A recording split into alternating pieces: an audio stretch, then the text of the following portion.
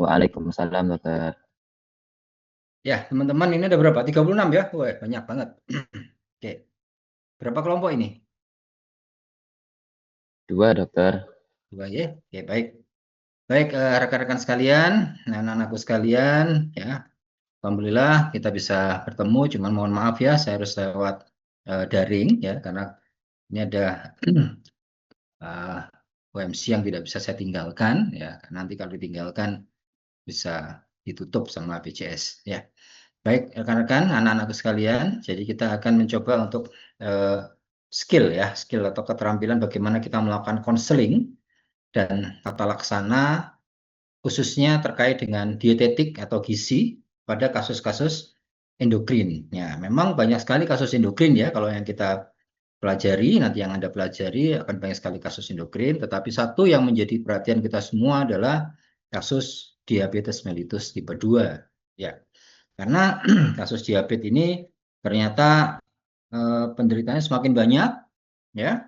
Kemudian usianya itu menjadi lebih muda, ya, dibandingkan waktu zaman saya sekolah dulu ya. Diabetes itu tipe 2 rata-rata di usia 45 tahun ke atas gitu ya. Tetapi sekarang cukup banyak anak-anak muda produktif ya di usia 25-30 tahun yang sudah mengalami kondisi diabetes ya. Dan ini tentu ke depan kita bisa prediksi bahwa kasus diabetes ini akan semakin muda usianya. Kenapa? Karena kita tahu bahwa salah satu faktor resiko yang kita pelajari bersama adalah faktor risiko genetik, gitu ya. Di mana di saat ada genetik itu 15 hingga 20% seseorang yang orang tua atau kakek neneknya penderita diabetes, maka yang bersangkutan bisa mengalami kondisi yang sama. Manakala faktor-faktor yang lain tidak bisa kita kendalikan dengan baik. Ya. Oke, teman-teman sekalian, saya nggak akan lama di skill pertama ini. Jadi nanti kita akan belajar bagaimana membuat konseling gitu ya. Ya, nanti ini dibaca saja ya, modulnya dibaca saja. Tapi saya ingin nanti ini kalian bisa implementasi langsung ya. Implementasi bagaimana melakukan konseling ya. Konseling terkait dengan kasus metabolisme khususnya pada diabetes mellitus yang masih menjadi momok ya. Jadi sekarang juga diabetes mellitus itu menjadi silent killer yang bisa berdampak terhadap eh, penyakit yang lain, bisa menjadi salah satu faktor penyebab penyakit yang lain ya. Nah, nanti saya mohon anak-anakku sekalian nanti bisa melakukan ya, melakukan kegiatan lapang ya. Tolong diperhatikan sebentar ya. Yang ngobrol silakan nanti dilanjutkan setelah ini Anda bisa ngobrol ya, teman-teman. Suara saya jelas ya? Kira-kira ada gangguan jelas ya? Ya, jadi nanti saya minta Anda terjun ke lapangan karena kita akan mempraktekkan akan membuat sebuah sebuah bentuk konseling ya terhadap berbagai macam kasus diabetes mellitus yang dijumpai di lapangan.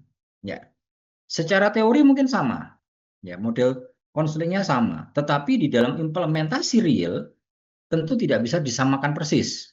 Ya, kita berhadapan dengan seorang penderita diabetes dosen akan berbeda dengan penderita diabetes misalnya pengemudi ojek online. Ya, karena tidak mudah ya dari dietetik tentu tidak mudah. Kita tahu bahwa rekan-rekan ojek online itu kan hidupnya di jalan raya begitu ya. Sangat sangat kecil kalau mereka pulang untuk makan siang, untuk sarapan itu sangat kecil. Nah, dan mereka bekerjanya itu tidak tergantung jam secara formal. Nah, ini tentu membutuhkan skill, ya, membutuhkan satu keterampilan untuk memberikan konseling kepada mereka. Ya, nanti targetnya adalah ada 4 yang harus Anda penuhi nanti, ya teman-teman ya. Ada 4. Yang pertama, nanti teman-teman harus bisa menganalisis. Ya, jadi nanti gini, teman-teman semua, saya minta untuk berkelompok, begitu ya, berkelompok maksimal 2 orang. Ini ada berapa orang? 30, berapa ini total? 34.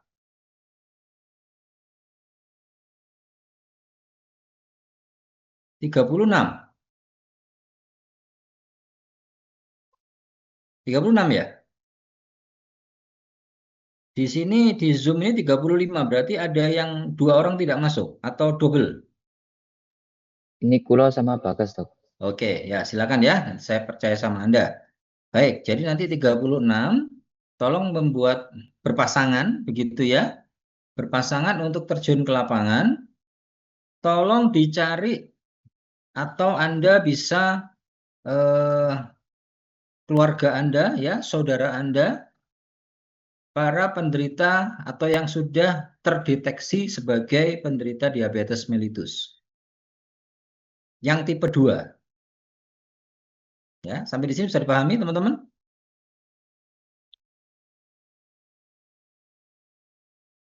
Bisa dipahami? Halo? Ya. Nah, dari para penderita tadi, tolong Anda dapatkan datanya secara detail. Ya, terkait dengan berat badan, tinggi badan, ya, tekanan darah, kemudian berapa gula darahnya sekarang, berapa mungkin bisa didapatkan informasi berapa gula darahnya pada saat pertama kali ya dideteksi, didiagnosis sebagai diabetes mellitus, berapa lama sudah mengkonsumsi obat-obatan, ya, obatnya apa saja, dosisnya berapa, kemudian bagaimana kontrolnya, rutin atau tidak, ya, aktivitasnya apa secara detail, kemudian dari kegiatan sosialnya, ya, bagaimana, apakah orang orang tersebut easy going gitu ya, nggak terlalu banyak mikir, ya, atau malah menjadi seorang pemikir begitu ya, dengan berbagai macam sosial kehidupan yang mendasari individu tersebut. Ya, kemudian juga bagaimana pola makannya selama ini. Ya, Anda dapatkan semua data itu secara detail. Ya, karena nanti Anda akan mencoba menjawab. Ya, mencoba menjawab. Yang pertama adalah bagaimana hubungan pola makan dengan indikator gula darah. Ya, jadi nanti Anda akan menganalisis itu. Pertama, ya. Yang kedua, Anda akan mencoba berdasarkan hasil kajian yang sudah Anda dapatkan, Anda mencoba untuk membuat pengaturan dietetik. Ya, dietetik dari 3 sudut pandang, yaitu jumlah, ya. Tentu kalau kita berbicara jumlah adalah kalori, ya. Berapa kalori, kemudian jenisnya apa saja, dan bagaimana tentang jadwal mengkonsumsinya. Ya. Jadi tolong diperhatikan sekali lagi, setiap individu pasti akan ada perbedaan, tidak bisa sama. Ya, tadi saya contohkan seorang dosen dengan seorang ojek online itu tentu akan sangat berbeda. Ya,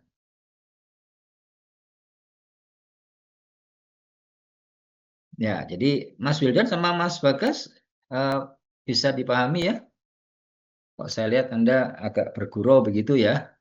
Gitu. Jadi, kalau memang masih ada yang didiskusikan, bergurau silahkan. Nanti tutup di out dulu ya dari Zoom. Nanti baru masuk lagi ya.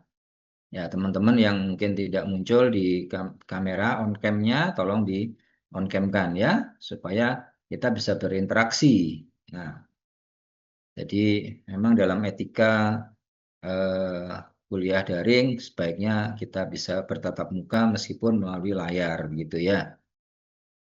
Oke, jadi yang kedua tadi adalah Anda diminta untuk membuat pengaturan dietetik, ya, pengaturan diet dari sisi jumlah, jenis, dan jadwal, ya. Kemudian juga Anda nanti akan mencoba dari dietetik itu apa saja makanan-makanan yang sebaiknya dikonsumsi, ya. Kemudian apa saja makanan-makanan yang seyogyanya dibatasi, ya. Karena pada dasarnya kita tidak bisa melarang orang untuk makan sesuatu. Ya, misalnya diabetes, Pak nggak boleh makan gula, nggak boleh minum pakai gula, itu sangat menyiksa teman-teman. Ya, jadi pada dasarnya peningkatan gula darah itu bukan karena kita minum menggunakan gula gitu ya, tetapi banyak sekali faktornya. Maka di sini saya tidak memberikan satu arahan untuk melarang, tapi membatasi. Ya, yang keempat adalah bagaimana aktivitas yang harus dilakukan oleh penderita tersebut sebaiknya bagaimana. Ya, jenisnya apa, berapa lama dilakukan, begitu ya. Ya, tentu ini sekali lagi disesuaikan dengan aktivitas dan disesuaikan dengan geografis ya, tempat tinggal yang bersangkutan. Ya, jadi jangan sampai nanti misalnya tempat tinggalnya di pegunungan. Ya, kita mengusulkan untuk nanti Bapak berenang saja. Ini berenangnya di mana? Ya. Atau mungkin pernah saya kuliah menyinggung bahwa tempat tinggalnya di tepi laut, berenang. Nah, nanti kalau kintir bagaimana gitu ya. Nah, ini juga harus dipertimbangkan memberikan saran aktivitas. Sampai di sini rekan-rekan bisa memahami?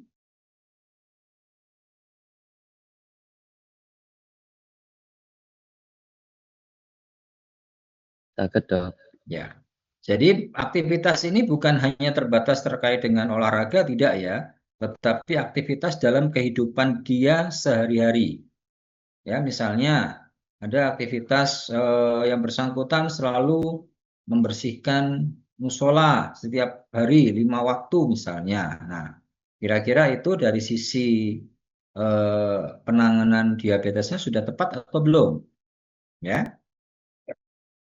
Nah, jadi itu nanti yang akan menjadi poin Anda ya. Dan saya minta nanti 4 hal ini bisa Anda tuangkan di dalam sebuah poster edukasi yang simple ya.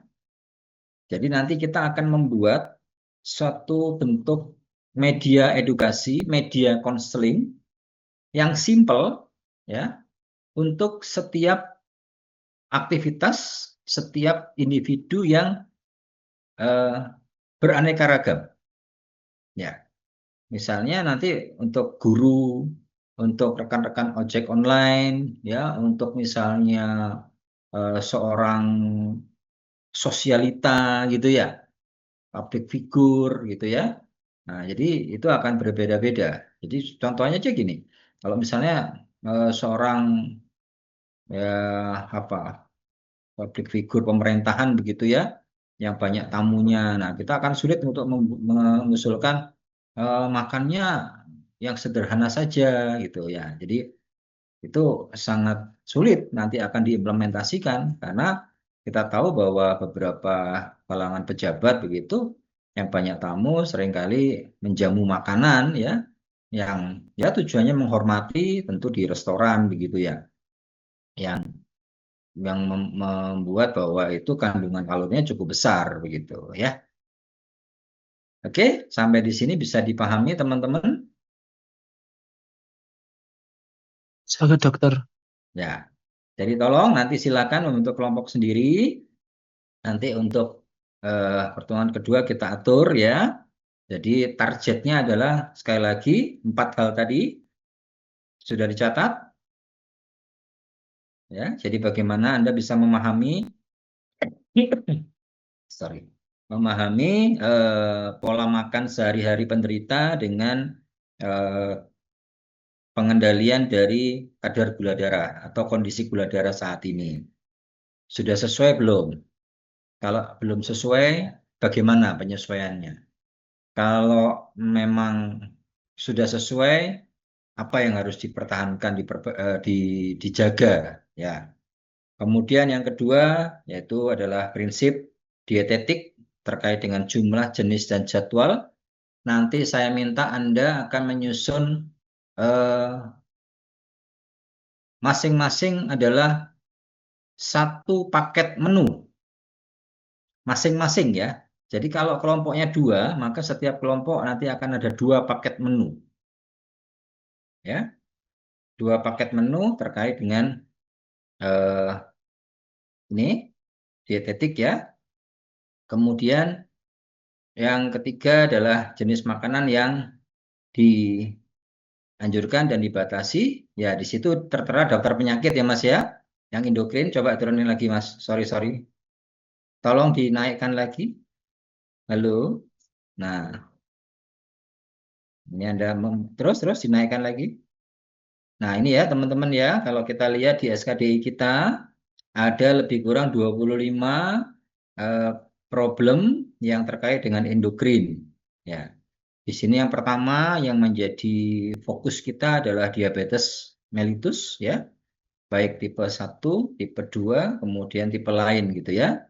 Nah, kemudian ada diabetik non ketotik, nah, hiperglikemi, ya, hipoglikemi, ya, diabetes insipidus, ya, dan seterusnya.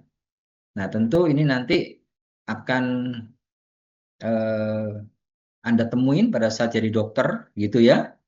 Ya, seperti saya sampai sekarang, alhamdulillah semua sudah pernah saya temukan, gitu.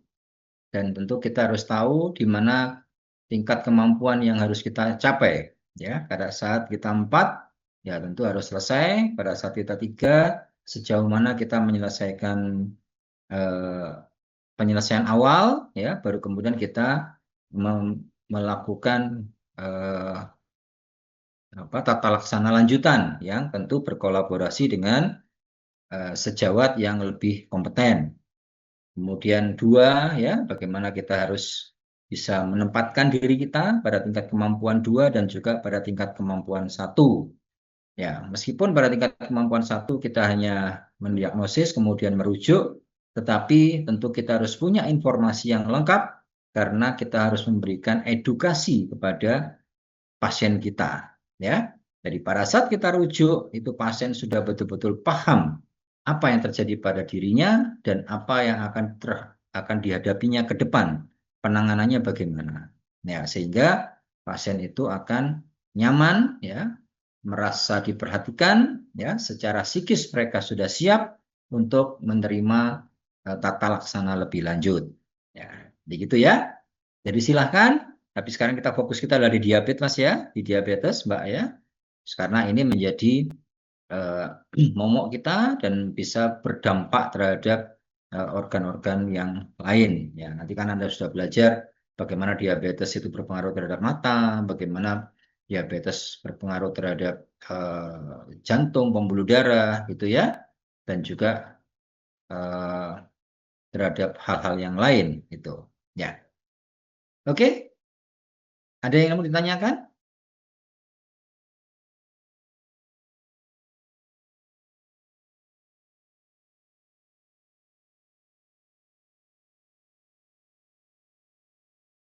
Ada yang mau ditanyakan teman-teman? Wildan dan kawan-kawan, Andi, Nabila. Belum dokter. Oke, terima kasih Wildan, Nabil, Munif, ya. Ini siapa ini? S110, Muhammad. Munculnya Muhammad saja. Ya. Bagastiananta, Bella, ya. Cyril, Felicia, dan rekan. Natsua, Alia, Nina, Safara, Primadi Wahyu, Faizah, ya. Iman, lalu Nur, ya. Nur Huda, ya. Kemudian Indi, Rifai, Aurel. Aurel ini putrinya Kris Dayanti. Ya. Ananda Ayu, Hanina, ya, ya, wajah-wajah yang semangat untuk segera menjadi dokter ya. Wafik, Ahmad Fauz siapa ini? Potong. Fauzan dokter. Fauzan, ya. Oh, Pak Rektor ya, mantan Rektor UMM. Oke, ya. Pak Iza, ya. Satria, oke. Saya sambil merekam wajah Anda gitu ya. Kartika, Kartika ini mungkin yang punya dealer Kartika Honda ya. Jadi kalau kita mau beli kendaraan bermotor, hubungin Kartika ini ya. Ya, nah, Mas Iman Sodakta, benar ya? Aidia, AA, Bagja, AA ini apa? Anak Agung. Abdul Akbar nggih, dokter. Ya? Abdul Akbar. Oh, Abdul Akbar. Saya pikir anak Agung ya. Aurel tadi ya, putranya Krisdayanti ini ya. Haidar, Cynthia, Putri, Amanda. Oke, siapa lagi nih? Sudah ya. Rania Aulia. Ya. Oke, Rizda ya. Rizda Ramayanti. Oh, ini Rizda Ramayanti ini mungkin yang punya Ramayana kira-kira ya. Jadi ini kita kalau belanja ke Ramayana ini ngajak Rizda Ramayanti ini. Oke, rekan-rekan, sudah cukup? Sudah dipahami? Ya? Insya Oke, Allah. Dokter. Oke, baik. Nanti targetnya Anda bikin media edukasi konseling bisa berupa poster dan ada apa namanya menu diet ya secara lengkap yang operasional ya. Jadi tolong yang operasional yang bisa dipenuhi oleh klien Anda. Ya, nanti tolong klien Anda saya minta datanya secara detail ya, nggak perlu nama. Tapi kalaupun ada nama juga insya Allah ini untuk proses pembelajaran ya. Silahkan cari sendiri siapapun ya, siapapun tidak boleh sama antar kelompok. Saya dipahami ya. Nah, ini juga akan belajar tentang anamnesis fundamental for Secret Seven. Anda kalau tidak melakukan itu tidak akan pernah bisa untuk mengelola pasien dengan komprehensif. Ya, teman-teman ya. Nah, nanti Anda bisa baca tulisan saya tentang bagaimana langkah-langkah atau pengelolaan pasien secara komprehensif dengan pendekatan holistik. Ya, nanti akan saya kaitkan dengan bagaimana kita akan menjadi seorang pakar di dalam kedokteran okupasi. Ya, karena pada dasarnya setiap orang itu beraktivitas, bekerja. Ya, bagaimana pekerjaan itu menjadi berkah, bukan menjadi malapetaka. Dan pekerjaan itu bisa menjadi bagian kita untuk kita menjadi lebih sehat. Gitu. Ya. Dan jangan sampai pekerjaan itu menjadikan kita memiliki satu penyakit yang disebabkan karena pekerjaan. Ya. Oke, begitu ya. Terima kasih teman-teman. Selamat memikirkan, gitu ya. Nanti pertemuan kedua, silakan nanti Anda waktunya kalau sudah pas, sudah cukup, sudah bisa ketemu, sudah bisa menghasilkan, nah kita bisa berdiskusi, gitu ya. Yang penting nilainya nanti akan masuk sebelum ujian. Ya, Anda ujian kapan ya? Tanggal berapa ya? Sudah ada info belum?